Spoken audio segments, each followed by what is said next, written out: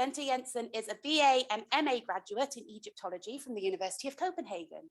She's currently a PhD fellow in Egyptology at the School of Philology and History of the Ancient World in the Department of Classics at the Sapienza, very sorry for my poor pronunciation, at the University of Rome.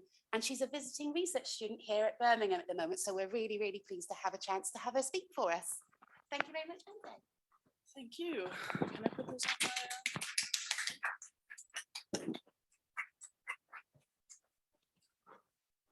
no, I think I'm fine. Okay, so I have a lot to go through in a not very long time, so I'm just gonna jump right in. Just to give you an outline of the goal of this project is to better understand the role of the vizier in the early Ramesside period. This is done through a case study of the vizier Passer, followed by a comparative study of his contemporary colleagues, and a discussion on the early Ramesside administrative system in a microhistorical perspective. The second part of my project is an analysis of vizierial titles, their use, meaning, and issues in translation. This part I have not started yet. So today I will focus on my almost finished case study on the vizier Passer. Passer is probably the best attested non-royal individual from the New Kingdom. His list of attestation has reached 147. And a large number of these have a known provenance. His total number of titles is 138, including variations. This map, you can see hopefully up here, shows you that his name has been found all over Egypt, from Mendes in the north to Buhen in the south. There is even a letter found in the Hittite capital of Hattusha, which I shall return to in a minute. All of this material makes it possible to understand some of Passer's movements, daily tasks, extraordinary assignments, and place within the administrative system. There are not many sources on the role of the vizier available. The primary text, which has been used as the basis for most studies dealing with the high official office, is the duties of the vizier. This is a monumental text inscribed on tomb walls of 3 mid-18th dynasty viziers, as well as the tomb of Passer, TT 106. The issue with using such a source as the basis for analysis is the medium and its target audience. Tombs were places of self-presentation, an idealistic staging of a person. For this reason, we should be cautious when using tomb texts as primary sources for information to any aspects of the state administration, daily life, and so on. This study uses primarily the information sourced through titles and their placement in the architectural and topographical context, both of Passer and comparatively his contemporary colleagues. The monumental sources, such as the duties, the installation text, and various biographical texts, are used as contextual material to these sources. This timeline provides the approximate length of Passer's career. His tomb was built during the reign of Seti I, while Ramesses II is only mentioned once inside the tomb chapel and on a stela outside in the courtyard, which suggests that the tomb was more or less finished by the time of Seti's death. The biographical text on column B in the broad hall of the tomb states that Passer was promoted to vizier during the reign of Seti I. A parallel text naming Ramesses II on column G states that he continued in office under the new king. At some point later in his career, he was appointed to the office of High Priest of Amun at Karnak. The sources about the end of his life come from individuals who succeeded him in office. In regnal year 30 of Ramesses II, Rai is attested as vizier, and a statue dated to the 3rd decade of the same king names Bakan Honsu as the High Priest of Amun. So that gives Passer an active career from around 1290 to 1250 BC. The tomb TT 106 shows a reward scene of Passer in front of Seti I, and next to it, there's a scene showing him inspecting the workshops of Karnak. On the opposite wall, there is a copy of the duties of the vizier, and encircled on the columns, you can see where the placement of the biographical text are. In the southwest corner, there is a sloping passage leading to the underground chambers, which you can see illustrated up here. There has not been found any evidence of an actual burial here. The tomb chapel also provides the only source of information about his family other than his parents. The text and reliefs show that he had 2 brothers and a sister, as well as an aunt on his mother's side. His grandparents on both mother and father's side are also represented in the tomb. Earlier studies assumed that Passeur's sister, T, was his wife, because she in one scene is titled Senet F, so his sister, which can also mean wife. I believe that she was chosen to accompany him in this specific scene because she is also titled Hasid in Nasud or Per Nasud, so the favorite one of the palace or the king, which indicates that she had an extraordinary status, perhaps as part of the harem of Seti I. The only other person in the family who has this title is Passer himself. Everywhere else where Passer is shown with a female figure, it is with his mother, Meridre, who is depicted. So someone is missing from Passer's monuments. There is no wife or children mentioned anywhere, which is extremely rare in the Theban necropolis. This means that either this very important individual chose to remain unmarried, did not depict a wife in any of his monuments, or that he had a second tomb. Passer's known tomb, TT 106, clearly shows through the emphasis of the decorative program on his promotion to vizier, by the presence of the copy of the duties, the reward scene, and the biographical texts, even the placement of the tomb itself, that he wanted to present himself as associated to a specific group of mid-18th dynasty viziers. These viziers had the duties and the installation texts inscribed in their tomb chapels, and they were closely connected as a family dynasty. In connection to Passer, one in particular stands out. User-Amun was the first to have the duties added to his tomb, TT 131, and he also had a second tomb, TT 61. The first does not have any mention of wife and children, but places great emphasis on his promotion to vizier, while TT 61 does show a depiction of his closest family. So I'm speculating that Passer, in his desire to associate himself with this vizier in particular, followed User-Amun's example and had a second tomb constructed, and that it is possibly in this tomb that a wife would be mentioned. There is a second structure above TT 106, a pyramid, which is identified as belonging to Passer because of stamped bricks with his name. There is no evidence of a tomb of his there, but I believe that it was placed in this location to bring him closer to some of the 18th dynasty viziers, as you can see in the illustration. User-Amun was the first to place a pyramid above his tomb in this area. In addition, both men had fathers with names that had Semitic roots, which may be a further reason for Passer to establish a connection with this particular vizier. Another possible location for a tomb is Abydos. And Ushabti and this ivory pen case were found in 2 different tombs there. These are unfortunately too damaged to determine who inhabited them, but there is also evidence of a building at the site, again in the form of stamped bricks. The case study also includes a discussion on social network. As illustrated here, you can see the mentions of names come from either TT 106 itself or from the village of Deir el-Medina. I will not have time to go through all of this today, so I will focus on one particular relationship between Passer and the tomb scribe Ramose. Ramose was not born in Deir el-Medina, but chosen by Passer for this influential office. There are many attestations of him in the village, and he even had 3 tombs made there. He may even have accompanied Passer to an Apis bull burial in Saqqara, since Ushabtis with his names have been found there. But why choose an outsider? Arguably, there would have been literate men within the village where positions went often from father to son.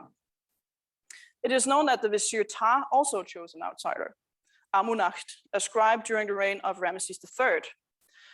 Most of you are probably familiar with the Turin Strike Papyrus, and in this document, the scribe Amunacht assures the vizier that he has done all he can to make the workmen return to their chores. So the scribe's loyalty as an outsider lay with the person who hired him, and if an insider instead had been placed in that position, his loyalty was more likely to be with the community in which he was raised. Passeur's choice of scribe then points to a need for him to have an ally in this influential position within the workmen's community. Sometime around regnal year 9 of Ramesses II, Ramesside and Pasteur built a chenu, a former religious space for the king. It was placed adjacent to the Hathor temple in the north end of the village. In the description of this door lintel from the chenu, it can be read that Pasteur here emphasized his relationship with the king and his ability to perform his job.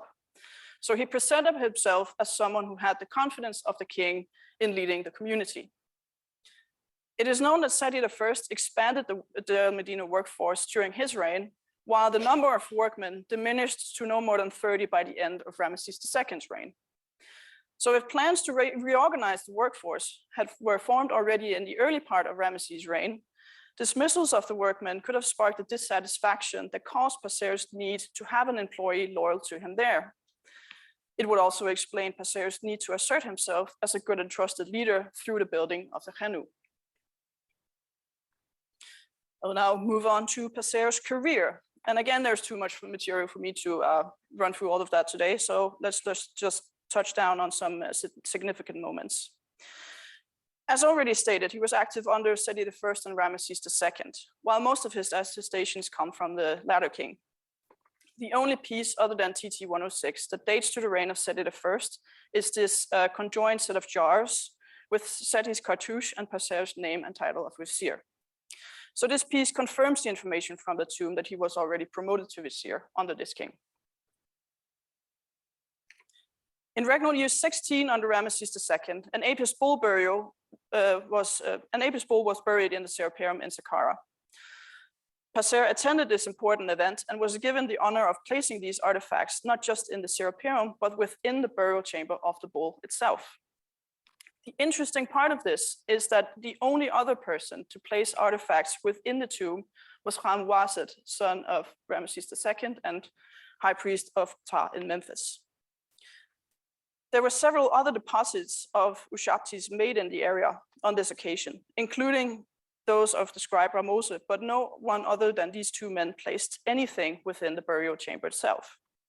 This points to an extraordinary position of Pasteur, who with these objects would take part directly in the offerings and prayers presented to the bull. The following year, Pasteur had this graffito drawn in TT 311, the Middle Kingdom tomb of Kheti, who was probably a vizier. More fragments have recently been discovered by the Polish mission in the Theban area, which make it possible to now reconstruct the full text. It now reveals that it is not a graffito, but rather a restoration inscription. Pasteur states that he in regnal year 17 renewed the monument of his forefather, though they were not actually related.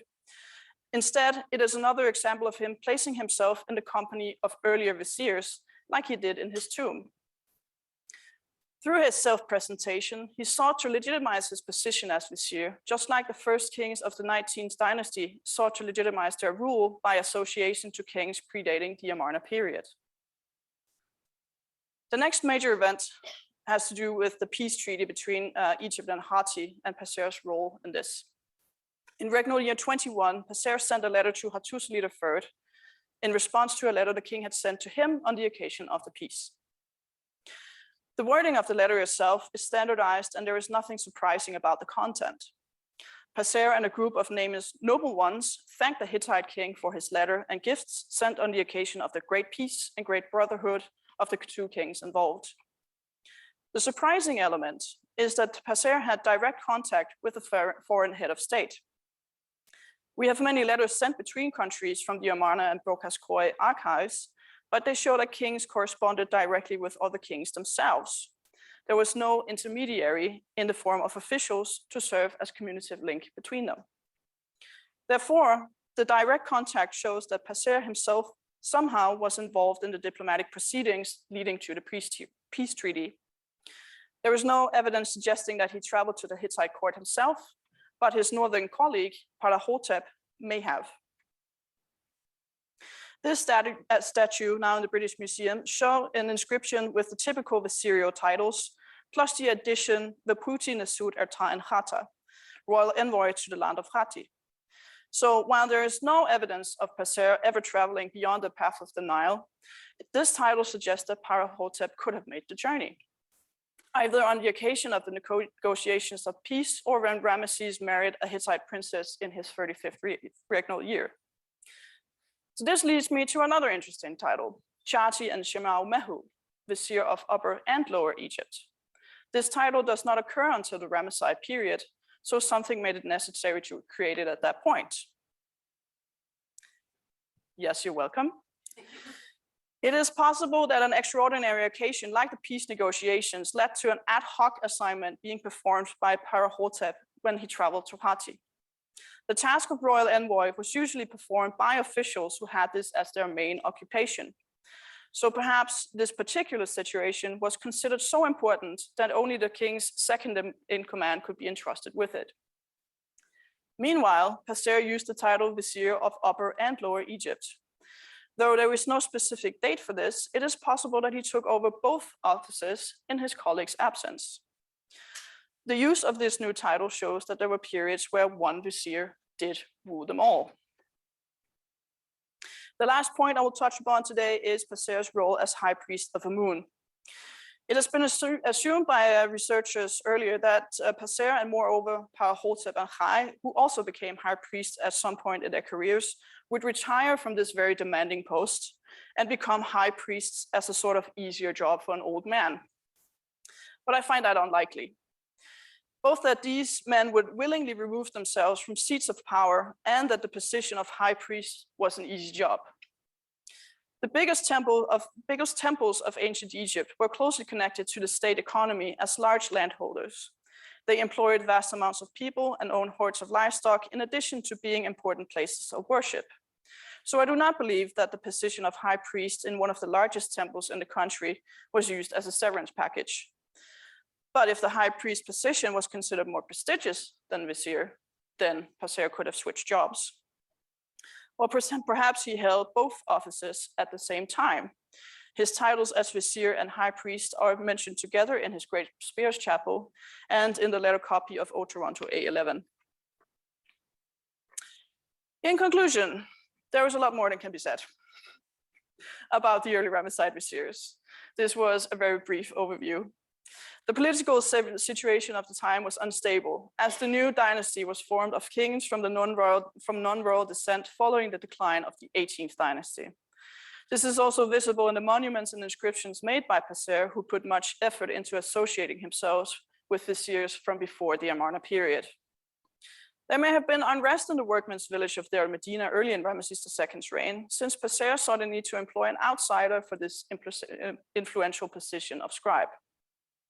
He then had a loyal ally there who could affect the mood of the workmen. Some titles were only used on rare occasion, perhaps as the need for an ad hoc assignment arose, for example, in the case of the peace negotiations with Hatti. Passer began his career in high official office early in the reign of Seti I and ended at some time around regnal year 30 of Ramesses II, having achieved the two highest positions a non-royal individual possibly could, namely that of vizier and high priest of Amun. And then I'll just have to finish the rest of my paper. Thank you.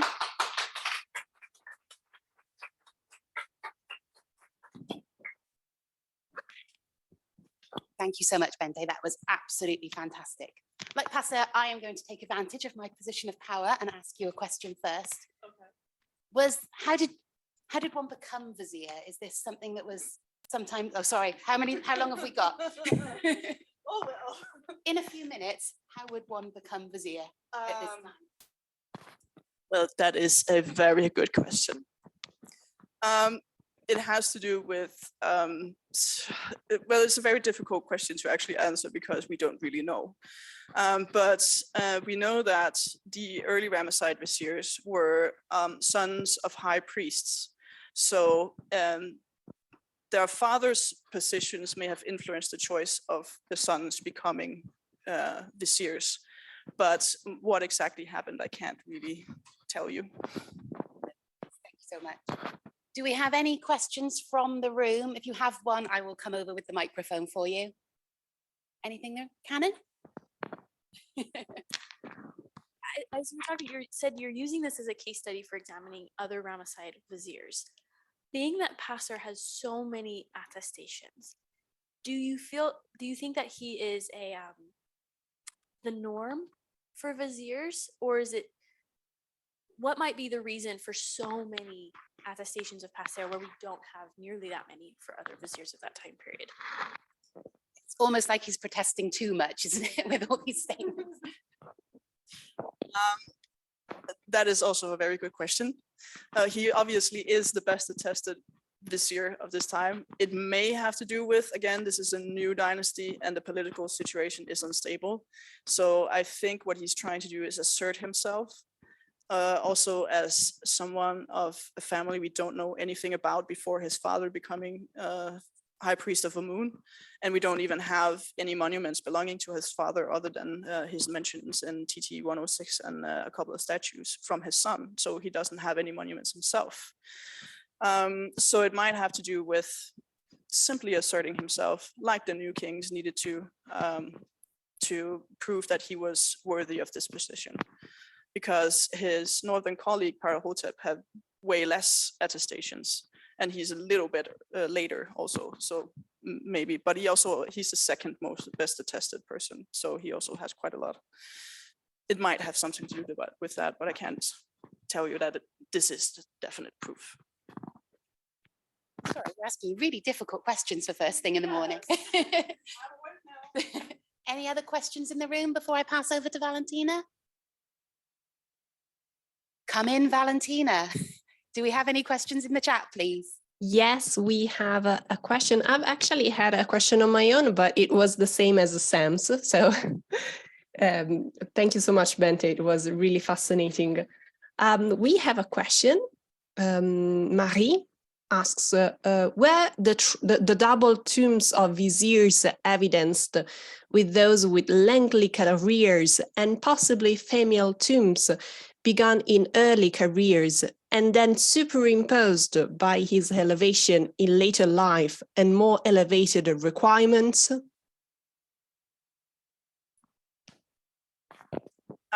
Sorry, was that, which double tombs was that? Family tombs. Yeah. I'm not sure what the actual question was. If you want, I can, I don't know, write them to you, but yeah, I don't know, maybe you said something, Sam? Is it maybe you can post them in the chat? Oh, yes, of course, of course. So you can read it.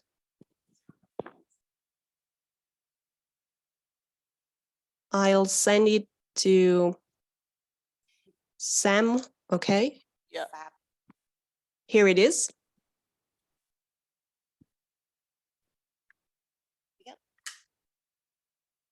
Were the double tombs of the serious evidence with those lengthy careers of possible?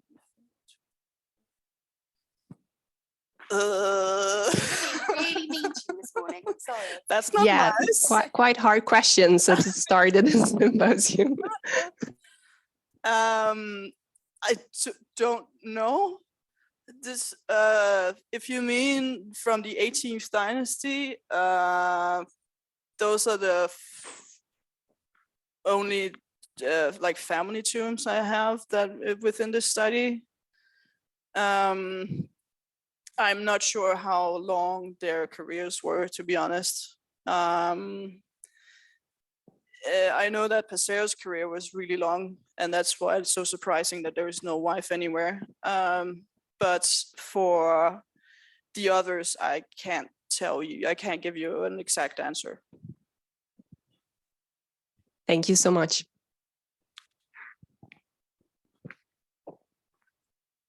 Any other questions in the chat for us, Valentina? No more questions. Well, in that case, I'm going to ask another question, if that's okay. And I'm going to ask you a nice question. What first, I know you love Passer, you've told me about this many times. What drew you to him? Apart from the fact he's your dead husband, what drew you to him initially to study him? Well, we've had a very lengthy relationship. I wrote my master thesis also on Passer and his self-presentation.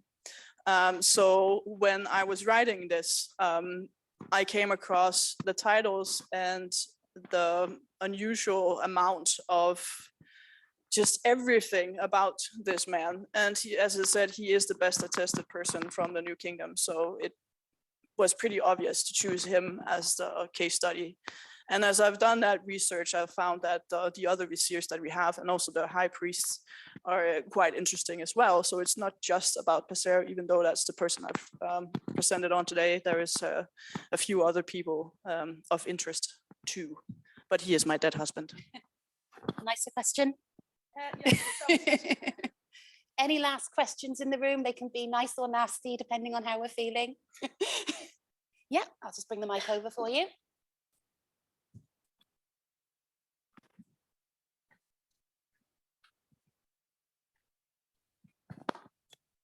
Just a quick question.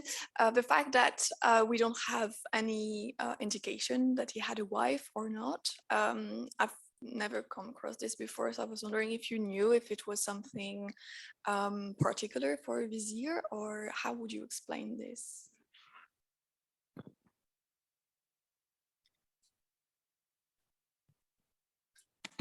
Yes, it's very particular, and that's why it's so interesting that there is no mention, and that is why I'm speculating about the second tomb, because he is the only vizier that I have been able to find who did not mention a wife anywhere. So that is why I am speculating that he must have had a second tomb somewhere, because having no wife seems weird. Because of the emphasis that was placed on the nuclear family at this time. So he would choose not to have a family who could keep his cult alive after his passing is just really unusual. So yes, but he's the only one. There is no other vizier that does not show a wife. Thank you so much. Any last questions in the room? Any last questions online, Valentina? I'm afraid not. No problems. We'll let Bente have a breathe after all those horrible questions. Can you join me in thanking her, please?